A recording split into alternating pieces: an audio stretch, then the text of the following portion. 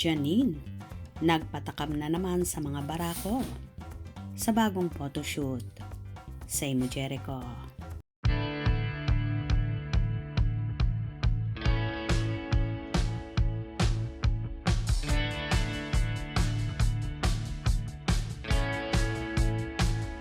Naglabas nga ng short video ang glam team ng kapamilya stars na si Janine Gutierrez kung saan pictorial ito ng dalaga na so sexy at mapapawaw ka namang talaga. Ayon sa naging post, bakit naman gigil si Kuya Chard kay Janine Gutierrez.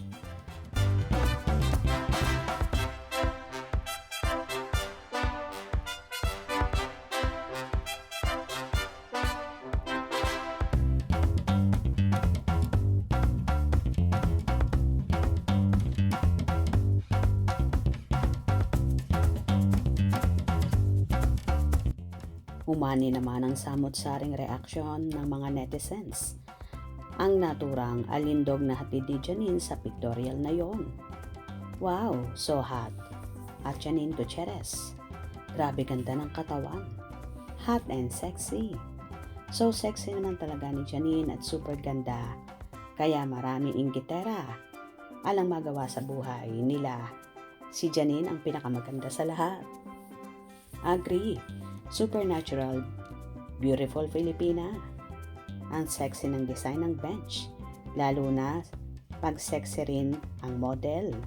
Yan ang tunay na sexy, walang retoke. Wow, talaga Janine? Kasi ikaw na talaga ang sexy na classy. Perfect endorser.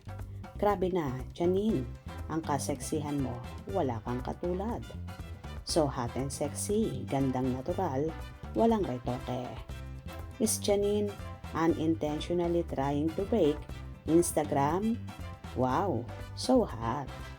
The woman blessed with beauty, sexiness, and intelligence. Janine is a trust, a woman of substance. Brilliant. Makabili nga niyan para ma-achieve ko ang kaseksihan ni Nini.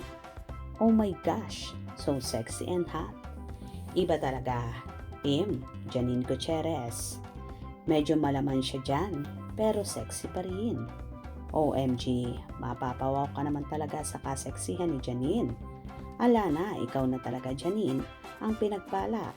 Sinalo mo na lahat. Ganda, kaseksihan at katalinuhan.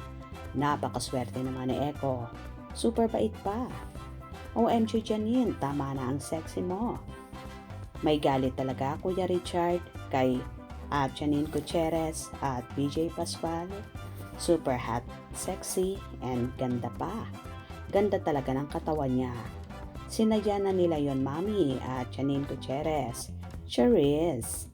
Ang sexy mo. Beautiful and sexy. Anyway, mapapawaw at manlalaki naman talaga ang mga mata mo sa kurbadang yon ng dalaga na nagpainit na naman ng mga barako. Ano naman kaya magiging reaction dito ng nobyo ni Janine na si Jericho Rosales? For sure, very proud yun sa kaseksihan ng babaninin niya na wala nang tatalo sa dalaga. Kung nagustuhan nyo ang video na ito, comment down below.